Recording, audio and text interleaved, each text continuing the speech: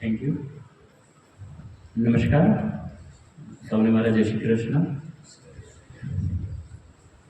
રમેશ સરે જણાવ્યું એમ કે મારું સૌ પ્રથમ ઇનિશિયેટિવ જ્યારે હું વિદ્યાર્થી કાળમાં હતો ત્યારે બ્રુક એન્ડ બ્લૂમ્સ નામથી અમે એલએલપી રજિસ્ટ્રેશન કરાવ્યું હતું. એ એક સામાજિક સમસ્યાના સમાધાન તરીકે એક કહી શકાય તો કોલેજનો પ્રોજેક્ટ તરીકે અમે લીધું હતું. લાસ્ટ યરનો પ્રોજેક્ટ હોય છે. હું અને મારો મિત્ર અર્જુન એ લગભગ ડિપ્લોમામાં ગણપત યુનિવર્સિટીમાં સાથે સૌપ્રથમવાર મળ્યા હતા અને મિકેનિકલ એન્જિનિયરિંગ જે તે વખતે એક મેઇન સ્ટ્રીમ અને ઓલવેઝ ગ્રીન ફિલ્ડ તરીકે એન્જિનિયરિંગમાં જાણીતું હતું એટલે લીધું હતું. ત્યારબાદ એનો યુગ એવો આવ્યો કે આઈટી અને ઈસી અને ડિજિટલ માર્કેટિંગની એવા ઘણા બધા સોફ્ટ સ્કિલ્સ પર વધારે ફોકસ થયું. મિકેનિકલ અને સિવિલની જે બ્લુ કોલર જોબ હતી એનું એટલું મૂલ્યાંકન ના રહ્યું, પણ જે તે વખતે એવરગ્રીન લાઈન હતી ને અમે પસંદ કરી હતી. 2012-15 અમે ડિપ્લોમા કર્યા બાદ 15થી 19ની વચ્ચે અમે ડિગ્રીમાં અમદાવાદ ખાતે ગુજરાત ટેકનોલોજીકલ યુનિવર્સિટીની એમાં અભ્યાસ કરી રહ્યા હતા. ચિંતિત હતા કે હવે શું થશે, કારણ કે ડિગ્રી કર્યા પછી તો એક હોય કે જોબ કરીશું, કોઈ આર્થિક ઉપાર્જન સાથે જોડાઈશું, જે પણ કંઈ ભણ્યા છીએ એને સમાજના ઉપયોગમાં લઈશું. ત્યાં તો પછી જો તમને ખ્યાલ હોય તો થોડું ટ્રેન્ડિંગ ચાલતું હોય છે કે અમેરિકા કે કેનેડા ઉડી જઈશું. એક હોય કે છેલ્લે કંઈ ના હોય ને તો અમારા સમાજમાં એવું હતું કે એક મોટો તબક્કો એવો આવે કે જે તમે અહીંયા જો તમે કંઈ ન કરી શકવાના હો ને એવી ક્ષણે તો તમારે પછી માસ્ટર ડિગ્રી માટે કે ફર્ધર સ્ટડીઝ માટે કે એનાથી વધારે સારું આર્થિક ઉપાર્જન કરવા માટે તમારે વિદેશ જતું રહેવાનું હોય. મારા ઘણા બધા કઝિન્સને અર્જુનના કઝિન્સ પણ ગયા હતા. એવું સ્તર હતું કે અમદાવાદમાં શું કરીશું કે ગુજરાતમાં ક્યાં જોબ મળશે. એવી ક્ષણે અમે આવી રીતના એક સેમિનાર હતો, એક એનજીઓ દ્વારા ઓર્ગેનાઇઝ કર્યો હતો અમારી યુનિવર્સિટીમાં જ, અને જેમાં આમ કહેવાય તો ફોર્સફુલી, આજે જેમ રમેશ સરે કીધું સ્ટ્રિક્ટ તમારી સાથે વર્તન કરતું, ફોર્સફુલી કીધું તમારે આ સેશન સાંભળવો જ પડશે. કેટલા લોકો એવા છે અહીંયા કે જેને નથી સાંભળવો, જતા રહેવું છે, જબરજસ્તી અહીંયા એટેન્ડન્સ કે કંઈ હાજરી માટે હાજર રહ્યા છો. ઠીક છે, હાજર રહો, કારણ કે હું પણ કદાચ એ દિવસે એ સેશનમાં હાજરી માટે જ હાજર હતો. મારે કંઈ સાંભળવામાં રસ નહોતો, પણ હાજર રહ્યો. અને શું એન્ડમાં જેમ અહીંયા અલ્પાહાર કે કંઈ ભોજન કેવું હોય એવું અમને ત્યાં એવું હતું કે થોડું વેસ્ટર્ન ફૂડ, ચીઝ સેન્ડવિચ કે ભાઈ આપવાના હતા. તો જરા એની પર લાલચ હતી કે 1-2 કલાકનું સેશન સાંભળી લઈએ પછી સારો અલ્પાહાર મળશે. તો એ મુખ્ય લાલચ હતી. સાચું કહું, મારો મિત્ર જે છે અર્જુન, કે ત્યારે મૂળ પાટણનો અને અમદાવાદમાં કે રૂમ રાખીને રહે, પીજીમાં રહે, એવી રીતે હોસ્ટેલ જેવા સ્ટ્રક્ચરમાં રહેતો હતો. તે ફૂડનો ઓલવેઝ ઇસ્યુ હોય, તો એને ક્યાંયથી પણ સારું ફૂડ મળે ને તો કે યસ આપણે જઈએ હો એ સેશન સાંભળવા. એટલે મને ખ્યાલ હોય સેશન સાંભળવું તો ઘણું છે, એ આપણને કંઈક ભોજન મળે સારું એવું. મેં ત્યારે 16-17 વર્ષની ઉંમર હતી, 18 વર્ષની ઉંમર હતી, 18-19 વર્ષની સોરી. અને અમે ગયા હતા ત્યાં હતું કે સામાજિક સમસ્યાઓ શું, ભારતની સમસ્યાઓ શું. તો કોઈ પણ તમને દેખીતી સમસ્યા હોય, તમારી હોબી પ્રમાણે, તમે જે પણ ભણ્યા છો એ પ્રમાણે, તમારા સમાજ વ્યવસ્થાપન પ્રમાણે, તમારા આર્થિક સ્તર પ્રમાણે બધાની સમસ્યાઓ અલગ અલગ હોય. કોઈ બહુ જેનો સેલેરી 1 કરોડ રૂપિયા પણ હોય માસિક, એને પણ પૂછું તો એની સમસ્યાઓ અલગ હોય. સમસ્યાઓ દર ક્ષણે હોય છે. કોઈ ગટરનું ઢાંકણું ખુલ્લું હોય તો એક સમસ્યા છે, રોડ પર ખાડા હોય તો સમસ્યા છે, અહીંયા થોડી ગરમી છે સમસ્યા છે, દરેક સમસ્યા છે. ને આપણે સમસ્યાનું સમાધાન કઈ રીતે લાવીએ, દરેક વિષયને દરેક વિદ્યાર્થીને પૂછે તો સમસ્યા અલગ અલગ હોય. અમને એ સમસ્યા દેખાય because of I am coming from religious family, જે મંદિરમાં વધારે જતા હોય. મને એ સમસ્યા દેખાવી કે મંદિરના ફૂલોનું શું થાય છે. અને જે તે વખતે અધિક મહિનો, પુરુષોત્તમ મહિનો, શ્રાવણ મહિનો એવું હતું, અને લોટ્સ ઓફ આખું તમે સાબરમતી નદીને જુઓ ને તો તમને પાણી ના દેખાય, કચરો જ દેખાય સ્તર ઉપર. પ્લાસ્ટિકની થેલી ને ચૂંદડી ને ભગવાનના ફોટા ફાટી ગયેલા મૂર્તિ ને. ત્યારે ગણપતિ વિસર્જન ક્રેન દ્વારા ડાયરેક્ટ નદીની અંદર જ થતું, કોઈ કુંડની કેવી વ્યવસ્થા નથી. ખૂબ હેવક ક્રિએટ થતું. પછી જ્યારે બધું ક્લિનિક થાય ના થાય તો બહુ બધા કાચબા, સાપ, માછલા મરી જાય. એના પછીના જે ભાદરવો આવે ને ત્યાં સુધીમાં તો નદીના જળચરોની મોટા પાયે હત્યા થઈ હોય, બધું સ્તર ઉપર આવી જાય. કારણ કે એટલું બધું ઓઇલ કન્ટેન્ટ, પેસ્ટિસાઇડ્સ, જેટલું આપણે તેલ એવું શનિવાર અને હનુમાનના મંદિરમાં તેલ એવું ચડાવીએ છીએ એના પાઉચ એ બધું ભળ્યું હોય નદીમાં. અને બહુ બધા કેમિકલ્સ, હેવી મેટલ્સ નદીમાં ભળ્યા હોય, તળાવમાં ભળ્યા હોય, અમુક લોકો કૂવામાં નાખી દે છે. તમને ખ્યાલ છે નદીના કૂવામાં લોકો બદલાઈ દીધા હોય છે. એટલી હદ સુધી એ જનમાનસમાં એક અંધશ્રદ્ધાના ભાગરૂપે હતું કે જે પણ વસ્તુ ઉપર ભગવાનનો ફોટો હોય કે ભગવાનના નિર્માલ્ય કામમાં યુઝ થયું હોય એને ત્યાં બદલાવ. તમે નવી વ્યવસ્થા લઈને આવ્યા હતા કે નદીના બ્રિજીસ ઉપર કળશ પ્રોજેક્ટ સ્ટાર્ટ કર્યો, લોકો ત્યાં જ એને મતલબ એક કળશ જેવો એનો કુંડ હોય એની અંદર જ પધરાવે, ત્યાંથી અમે કલેક્ટ કરીએ અને કમ્પોસ્ટિંગ કરીએ. હવે અમે મિકેનિકલ એન્જિનિયરિંગમાંથી સાંભળ્યું તમે? હવે એમાં 10મા ધોરણ પછી કોઈ પણ બાયોલોજી ના આવે. માઇક્રોબ્સ એટલે શું મને નથી ખબર, કે આવું કોઈ માઇક્રોબ્સ હોય એ કાર્બનિક તત્વોને ખાય, વિઘટિત કરે અને કોમ્પોસ્ટિંગ થાય, એવું કશું જ ખબર નથી. સ્ટ્રગલ કર્યું, સૃષ્ટિ જેવી સંસ્થા સાથે જોડાયા અને શીખ્યા કે કોમ્પોસ્ટિંગ શું હોય છે, એમાં કયા કયા તત્વો, પોષક તત્વો છૂટા પડવા જોઈએ, વૃક્ષોને કયા પોષક તત્વો જોઈએ છે, કે પછી ફક્ત આ કચરાનો નિકાલ છે. જોકે આને કચરો કહેવો પણ ખ્યાલ છે ને, ભગવાનનો કચરો એવું ના કહેવાય, નિર્માલ્ય કહેવાય, પવિત્ર સામગ્રી કહેવાય, કે જે હવે નદીને અર્પિત કરવાની છે, કે પીપળાના ઝાડ નીચે મૂકી દેવાની છે. તો મેં પીપળ પાત્ર ચાલુ કર્યું. અમદાવાદના લગભગ 200 મંદિરોમાં જે દરરોજનો 100-200 કિલો વેસ્ટ, એક મંદિર રોજનો 200 કિલો વેસ્ટ જનરેટ કરે. અને મારા રિસર્ચ પ્રમાણે અમદાવાદ જેવા નોન રિલિજિયસ શહેર, અમદાવાદને કોઈ ધાર્મિક શહેર તો ના કહેવાય, દ્વારકાને કહેવાય, જો સોમનાથને કહેવાય, કાશીને કહેવાય, અયોધ્યાને કહેવાય, પણ શું અમદાવાદને ધાર્મિક શહેર કહેવાય? ખાલી મેટ્રો સિટી છે, જનસંખ્યા વધારે છે અને 65,000 કિલો મંદિરોનો ફૂલોનો કચરો થાય છે. એટલે 65,000 કિલો ફક્ત મંદિરોનો, સેગ્રિગેટેડ ને વીણેલો કચરો. આપણે હમણાં કહીએ કે પ્લાસ્ટિક અને એની અંદરનું ઘન કચરો અને લીલો કચરો અને સૂકો કચરો અલગ કરો તો બહુ બધી જાગૃતિ પછી પણ નથી થતો. પણ આવું તમે કહો તો ભગવાનનો કચરો તો બહુ આમ અલગ હોય. આપણે તો સત્યનારાયણની કથાના કેળના પાન અને ઘરની ચાની ભૂકી બધું ભેગું કરીએ ના કરીએ, અલગ જ રાખીએ. ભલે બંને ભીનો કચરો છે, ખ્યાલ છે તમને? કેળના પાન અને ચાની ભૂકી બંને ભીનો કચરો છે, પણ લોકો અલગ રાખે છે. સેગ્રિગેશનનો ઇસ્યુ નહોતો, લોકો અલગ કરતા હતા, પણ એનું પ્રોસેસિંગનો ઇસ્યુ. ત્યારબાદ અમે કમ્પોસ્ટિંગ શીખ્યા અને કમ્પોસ્ટિંગમાં લગભગ જેટલો પણ કચરો આવે ક્યાંક ને ક્યાંક દૂધ, દહીં કે મીઠા છે, શેરડીનો રસ, નારિયેળનું પાણી પણ લોકો શિવલિંગ ઉપર કે મૂર્તિ ઉપર સ્નાન દરમિયાન ચડાવતા હોય છે. માઇક્રોબિયલ કન્ટામિનેશન એમાં થતું હોય છે. તો એનો ઉપયોગ કરીને અમે સારું એવું કમ્પોસ્ટ બનાવ્યું.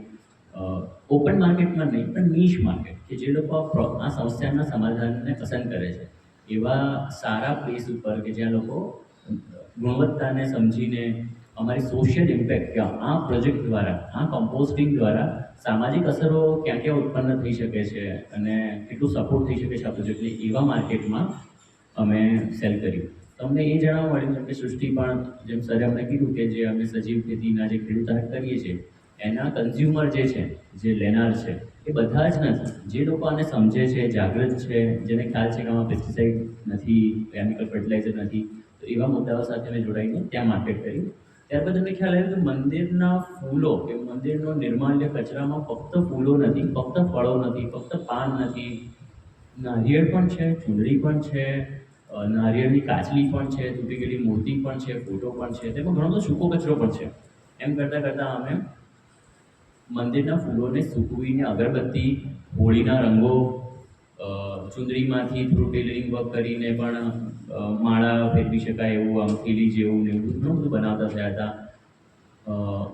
ફેસ પર યુઝ કરી શકાય એવા રોઝ પેટલ્સને ફેસ પેક તરીકે યુઝ કરી શકાય એટલી સારી ક્વોલિટીમાં અમે વોશ કરીને, ડિહાઇડ્રેટ કરીને એક બે સંસ્થા સાથે કોલોબરેટ કર્યું હતું કે રોઝ ફેસ પેક પણ બનાવે અને રંગ કરી શકાય, કપડાને રંગ કરી શકાય એવું ગલગોટાના ફૂલમાંથી ઓરેન્જ ડાઈ પણ બનાવી હતી. અને આવા સંશોધનમાં સૃષ્ટિ સંસ્થાની એક લેબ છે, એનો સારો એવો સપોર્ટ લીધો હતો. માઇક્રોબિયલ કન્ટામિનેશન હવામાંથી ઘટાડી શકે વિધાઉટ શો ડસ્ટ, એટલે લાકડાનો ઘેર કે ચારકોલ, જે કોલસી આવે છે ને, તમે જોશો અગરબત્તી લગભગ કાળી હોય અને એની અંદર એડ થતું કેમિકલ, જે ફ્રેગ્રન્સ, સુગંધ આપણને લાગે કે જોરદાર સુગંધ આવી, એ ખૂબ જ હેઝાર્ડિયસ છે. જે કદાચ ધૂમ્રપાન કરતાં પણ વધારે, જો બંધ રૂમમાં 2 અગરબત્તી થાય ને અને જો તમે બ્રીથિંગ કરતા હો તો એ ધૂમ્રપાન કરતાં પણ વધારે નુકસાન કરે છે શ્વસન તંત્રને. તો ઘણા બધા અમે રિઝલ્ટ પર આવ્યા અને ખૂબ સારી વિધાઉટ એડેડ ફ્રેગ્રન્સ, એની જે મૂળ સુગંધ હોય ફૂલોની અને અમુક તત્વો છે જેમ કે લોબાન, ગુગળ, રાડ, બધા તત્વોથી અમે અગરબત્તી બનાવી, ધૂપબત્તી બનાવી અને વગર કોઈ પણ પ્રકારના કલરે હોળીના રંગો બનાવ્યા ફૂલોમાંથી જ. ફૂલોને સૂકવીને, દળીને એના પાવડર સાથે મકાઈનો જે સ્ટાર્ચ હોય એને ભેળવીને.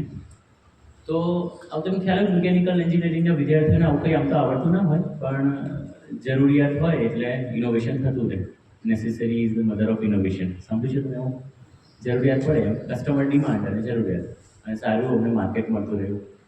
એ લેવલે અમારું સૌથી મોટું રેવન્યુ સોર્સ એટલે આર્થિક ઉપાર્જનનું કારણ એ હતા કે અહેમદાબાદ મ્યુનિસિપલ કોર્પોરેશન અમને આ પ્રોજેક્ટ એટલે રોજનો 7,000 કિલો કચરો જે મંદિરોમાંથી, નદી ઉપરથી કે કોઈ પીપળના ઝાડ નીચે લોકો મૂકી જતા હોય, સેન્ટર હોય કોર્નર પર એમ અંદર મૂકી જતા હોય, ત્યાંથી કે કોઈ તળાવ, એટલે અમદાવાદના શહેરથી લગભગ 14-15 કિલોમીટર દૂર મોટા મોટા તળાવો પણ છે, ત્યાં પણ આવું આવતું હોય છે.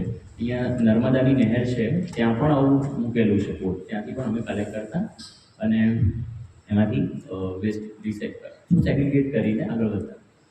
અને એ અમને જે તે યોગ્ય નિકાલ કરવા માટે અમુક સહાય આપતા, જેમ કે સહાયના સ્વરૂપમાં જમીન આપતા, કારણ કે એક પ્રોસેસિંગ કરવા માટે લગભગ 1 વીઘા 1.5 વીઘા જેટલી જગ્યા જોઈએ, જ્યાં બધો વેસ્ટ આવે, સેગ્રિગેટ થાય. સેગ્રિગેટ એટલે વીણવું, કારણ કે ફૂલ અલગ કરવા પડે, નારિયેળ અલગ કરવું પડે, એના માટે 3 અલગ અલગ 1 મેટ્રિક ટનના 3 વ્હીકલ ચાલતા અમદાવાદ શહેરમાં.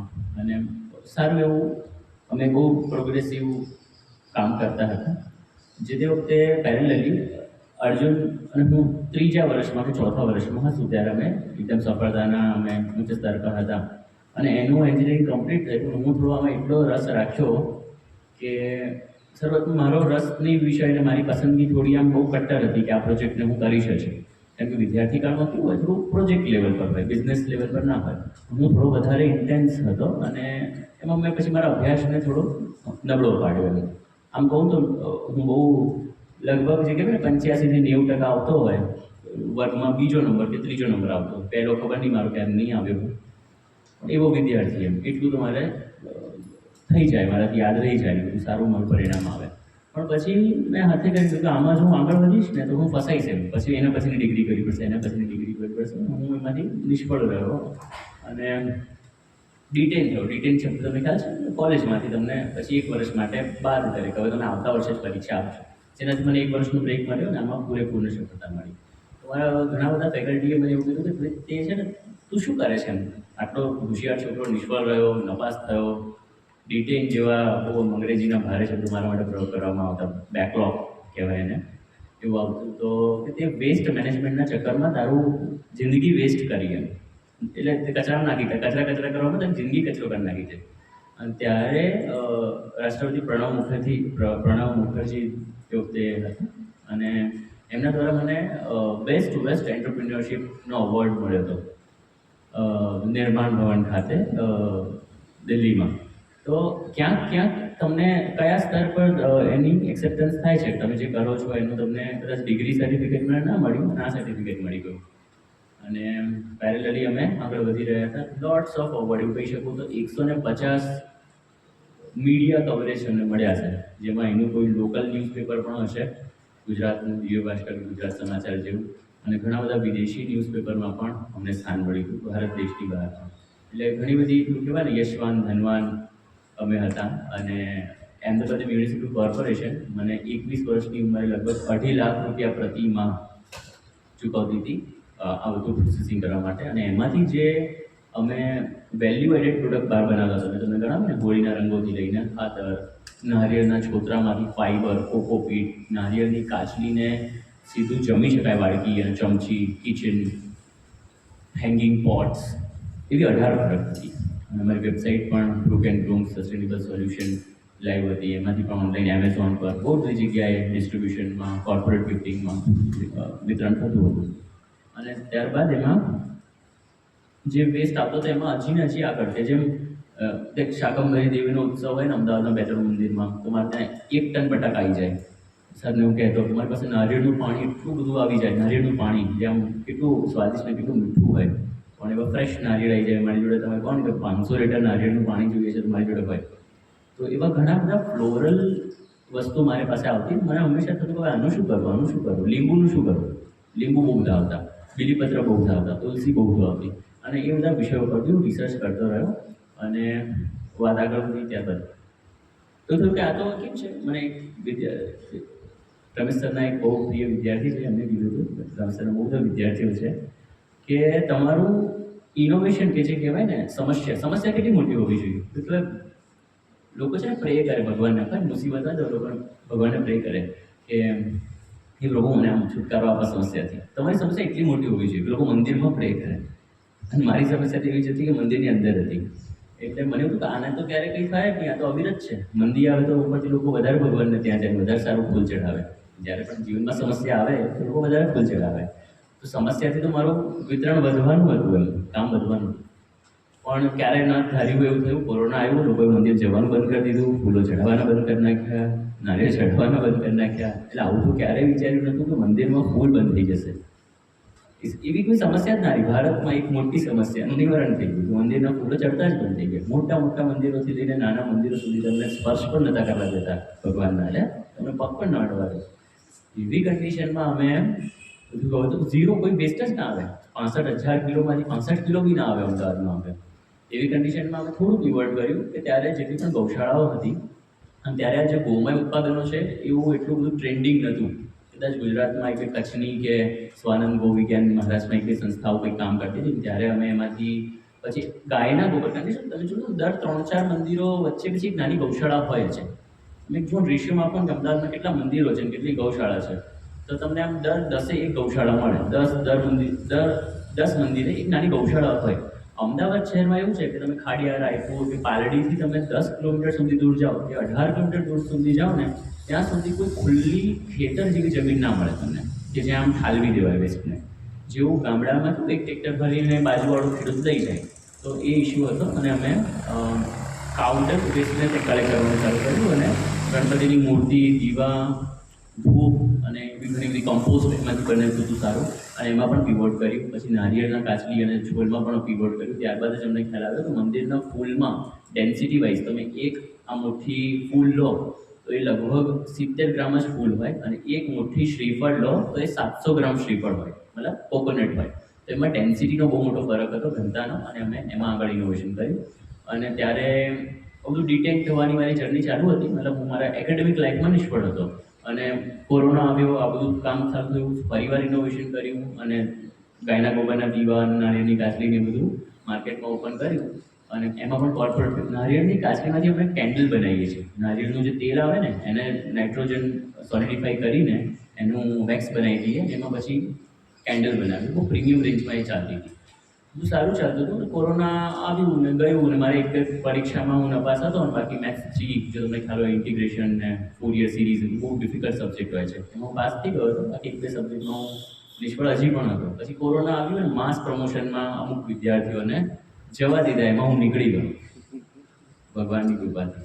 એટલે મને કંઈ એવો રસ બી નહોતો. કોઈ HR તમને પછી હ્યુમન રિસોર્સ મેનેજમેન્ટ મારો સબ્જેક્ટ બી નહોતો, મિકેનિકલનો પણ નહોતો ને આમાં પણ નહોતો. એટલે મને હું આ વિષય પર નથી ભણવાનું. પછી એમાં રહી ગયો. પછી માસ પ્રમોશનમાં હું નીકળી ગયો.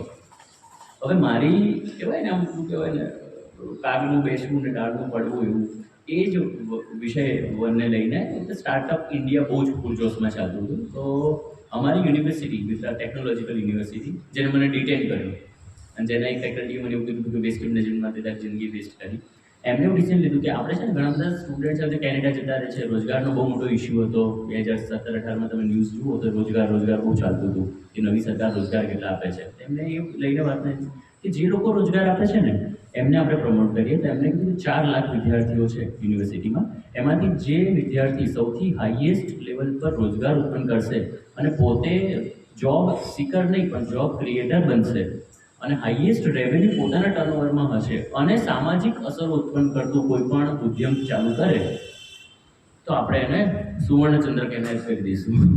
અને એ સુવર્ણચંદ્રક મને મળ્યો હતો 2021માં, મતલબ કોરોનાના પછીના વર્ષે.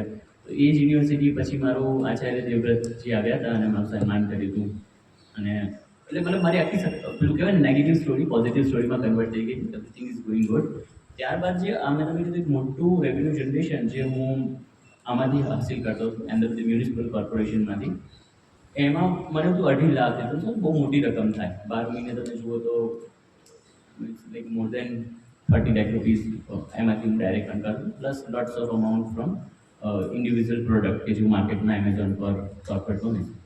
બધું સારું ચાલી રહ્યું હતું. મારું ટર્નઓવર લગભગ 1 કરોડ રૂપિયાથી વધારે 2021-22નું માર્ચ સુધીનું જે હોય ને એ રેકોર્ડ થયું હતું. અને lots of award, media coverage, બધી પોઝિટિવ સ્ટોરી. અને તેને સડનલી એક દિવસ ન્યૂઝ આવ્યા કે તમારો પ્રોજેક્ટ કેન્સલ કરીએ છીએ અમદાવાદ મ્યુનિસિપલ કોર્પોરેશનમાંથી. હવે અમારો પ્રોજેક્ટ એટલે તમે જો આ 1 વીઘા જમીન મને એમ ખબર નથી, પણ લગભગ આવા 4 હોલ જેટલી મોટી થતી હશે, એટલી મોટી જમીન કેન્સલ કરી દીધી. એટલે જે 3 વ્હીકલ હતા એ કેન્સલ કરી દીધા. બધા જ કોલેબોરેશન જ્યાંથી મને બેસ્ટ મળતો હતો એ કેન્સલ કરી દીધો. અને મને ખ્યાલ આવ્યો કે કોઈ પણ સંસ્થા, જે સરકારી હોય, સહકારી હોય કે કોઈ પણ મૈત્રિક હોય, કોલોબરેટિવ સંસ્થા પર એટલો બધો આશ્રિત હું હતો કે જેના એક પત્ર કે ભાઈ તમે કાલથી કામ બંધ કરી દો, મારે કામ બંધ કરવું પડ્યું. પછી મેં એક રેન્ટલ સ્પેસ લીધો, ભાડેથી સ્પેસ લીધો, ત્યાં આગળ બધું કામ ચાલુ કર્યું. પણ કહેવાય ને સાંધા મળ્યા જ નહીં, અને પછી બધું રાજ ગયા અને રજવાડા ગયા. અને કોમ્પોસ્ટિંગ જેવું ડિવેલ્યુએશન વાળું કામ. ડિવેલ્યુએશન અને વેલ્યુ એડિશન તમને આ શબ્દ જે લોકભાષાના ઘણા બધા છોકરાઓ મને ઓળખતા હશે ને, ઓળખો છો મને? એસવાયના છોકરાઓ નહીં ઓળખી. હું ત્યાં ગયો હતો. ટીવાય બરાબર. ટીવાય એસવાયના છે. ઓકે, તો ત્યાં મેં સેશન આપ્યું હતું, આ વાત કરી હતી કે value agro food processing and value addition જે સબ્જેક્ટમાં જ્યારે તમે વેલ્યુ એડિશન સમજતા હો ત્યારે ડિવેલ્યુએશન પણ સમજવું જોઈએ કે કિંમત કરતાં ઓછા કિંમતે જ્યારે તમે સતત વિતરણ ચાલુ જ રાખો ત્યારે લાંબા ગાળે પેલું કહેવાય ને તમે ઝીરો થઈ જાઓ. તમે ઝીરો નહીં જાય, તમારા ઘરના દાગીના વેચાઈ જાય, તમારી જમીનો વેચાઈ જાય. કેટલાક ખેડૂતો જોડે આવું થાય છે. તો જ્યારે દર 1 મહિને જ્યારે તમે ગણના કરો ત્યારે આવું થવું જોઈએ. ફિનાન્શિયલ સ્ટેટમેન્ટ કાઢવા જોઈએ. આપણું આવડ્યું નહીં, એકાઉન્ટિંગ મારું ખૂબ વીક રહ્યું અને ઘણો બધો લોસ કર્યો લગભગ. ત્યારબાદ એવું થયું કે અમદાવાદ મ્યુનિસિપલ કોર્પોરેશન સંસ્થાએ મને કીધું હતું કે મૌખિક રીતે ભાઈ તું કામ ચાલુ રાખ, તને પૈસા મળી જશે. અને મેં ચાલુ રાખ્યું અને 8 લાખ રૂપિયા મારા જપ્ત થઈ ગયા. આખી મૂડી જે કમાઈ હતી, મતલબ સમજો ને 1 કરોડ રૂપિયા કમાયા છે તો 10-15% માર્જિન ઉપર અમે કામ કરતા હોઈએ એ બધા જ જતા રહ્યા. એટલે અમે જ્યાં હતા ત્યાંના ત્યાં આવી ગયા. એક વસ્તુ રહી ગઈ હતી, જ્ઞાન. એ ખાલી રહી ગયું. અને હા, જ્ઞાન રહી ગયું ખાલી. અને ત્યારબાદ પછી મારો જે મિત્ર છે અત્યારે બીજી કોઈ સંસ્થામાં કાર્યરત છે, જ્ઞાન રહી ગયું એનું થોડુંક હું 5 મિનિટમાં કહી દઉં કે હવે મને એ ખબર હતી કે ગુલાબના ફૂલોમાંથી શું થશે. મને એ ખબર હતી કે હવે લીંબુનું શું થશે, હવે જો આદુ મારા હાથમાં આવે તો શું થશે, હવે પુદીનાનું શું થશે, હવે તુલસીનું શું થશે, એ બધું મને ખબર હતી. અને પેરેલલી સૃષ્ટિ સંસ્થાના બીજા જે એન્ટરપ્રિન્યોર્સ હોય અને એક ઓપન માર્કેટ મારી પાસે હતું, કારણ કે મેં ત્યાં સુધી છે ને 65,000 ઇન્ડિવિજ્યુઅલ સેચેટ અગરબત્તીના સોલ્ડ આઉટ કર્યા હતા. તો મારી પાસે લોટ્સ ઓફ લાંબો રેકોર્ડ હતો કે મેં ક્યાં ક્યાં એક્ઝિબિશન કર્યા છે, કોને કોને શું વેચ્યું છે, એ લોકોએ મારી કઈ ફ્લેવરની અગરબત્તી, કયા પ્રકારના વાડકા, કઈ પ્રકારની ચમચી પસંદ કરી છે. તો મારી પાસે કસ્ટમર ડેટા ઘણો બધો હતો. અને સૃષ્ટિ સંસ્થાના સપોર્ટથી અને હું અત્યારે નિસર્ગ ઓર્ગેનિક ફાર્મ, સૌરાષ્ટ્ર હની બી ફાર્મ, જે મધ અને બી વેક્સના ઉત્પાદનો, અને એક માધવ ફાર્મ ફ્રેશ એક સંસ્થા છે સોનગઢની, જે ફ્લોરલ બેઝ ઓર્ગેનિક ફૂલો અને ફળોમાંથી શરબત બનાવે છે. તો ફ્લોરલ રિસાયકલિંગ એ ક્યાં તો પછી ફ્લોરલ અપસાયકલિંગ એ હજી પણ મારો ક્યાંક ને ક્યાંક સબ્જેક્ટ રહ્યો છે. અને હું આવી સંસ્થા સાથે, એફપીઓ સાથે જોડાઈને ઘણા બધા પ્રોજેક્ટ્સ કરીને એસએચજી ને સેલ્ફ હેલ્પ ગ્રુપ સાથે ત્યાંના લોકલ ફ્લાવર અને ફ્રૂટ્સ કે રૂટ્સ કે લીવ્સ કે સ્ટેમ્પમાંથી શું અપસાયકલિંગ થઈને વેલ્યુએટેડ પ્રોડક્ટ બનાવી શકાય એના પર કામ કરું છું અને સારું એવું આર્થિક ઉપાર્જન કરી લઉં છું. Thank you. સવાલ